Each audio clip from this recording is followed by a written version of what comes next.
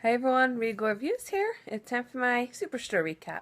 So to recap on tonight's episode, we're kind of figuring out what happened to Brett.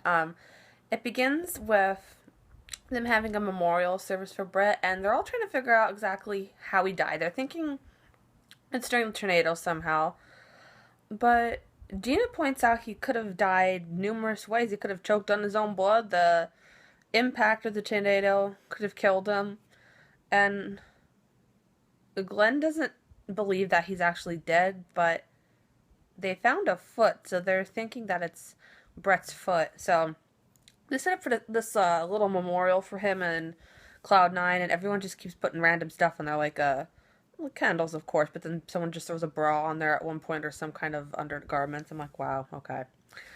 So, I guess it has to do with.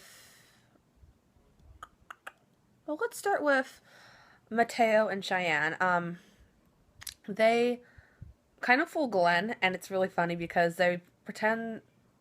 Well, Glenn thinks that they're grieving over Brett, which they're not, and he's like, "Oh, take all the time you need. Take all the time. If you need a break, go ahead." And Mateo and Cheyenne are all for that.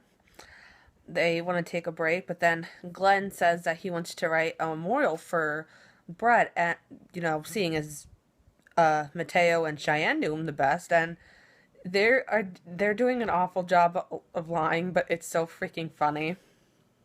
Um, it was a bit annoying with Jonah this episode. He, in my opinion, was being very nosy and was trying to figure out why Garrett is in a wheelchair, and that's none of his business, in my opinion. Why the hell does it matter to him why he's in a wheelchair? And they're even having this discussion in the break room. People are talking about the traumatic things that have happened. Jonah's like really pushing, like, Garrett, what happened to you? And Garrett tells this story about how he fell off. He fell off a horse, or the horse kicked him. So and he broke his neck. So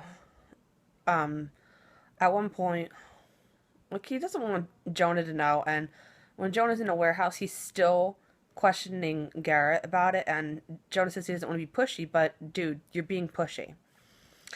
And Garrett says basically that he doesn't want to be put in this box and I guess be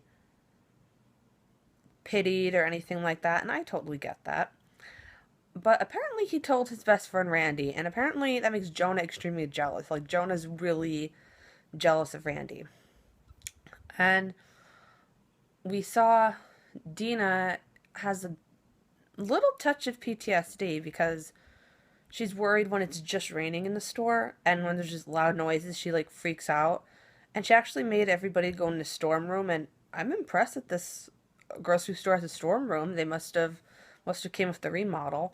But she's like gathering products in the store. She's gathering stuff like Scrabble and chess and Uno, for what she says for the dummies.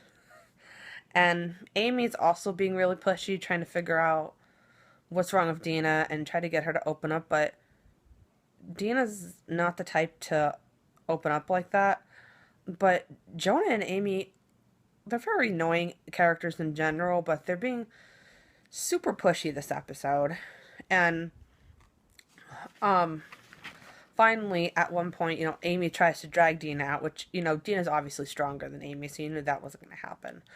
So Dina, basically her thing was that she's prepared for everything that goes on. Like, she's always prepared, and she was not prepared for the tornado. So that, scared her.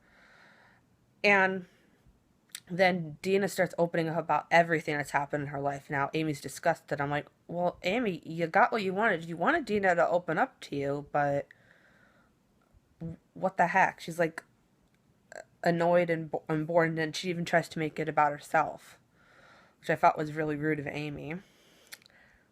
But the good news is Brett is actually alive. He's alive! Apparently, while he was pushing carts, he was able to get in his car and drive home, and the Brett that, I guess was clock buddies, he didn't come in to work that day. So, Brett's alive. And even at the end of the episode, Mateo and Cheyenne were still trying to pretend that they are best friends with Brett. And I like Brett. He's never said a word on the store, but apparently he's really good at selling stuff, as we saw in Color Wars. So I hope you guys enjoyed tonight's Superstore. If you want to catch Superstore, it is on Thursdays, 8 p.m. on NBC. Until next time, stay regal and have a heavenly day.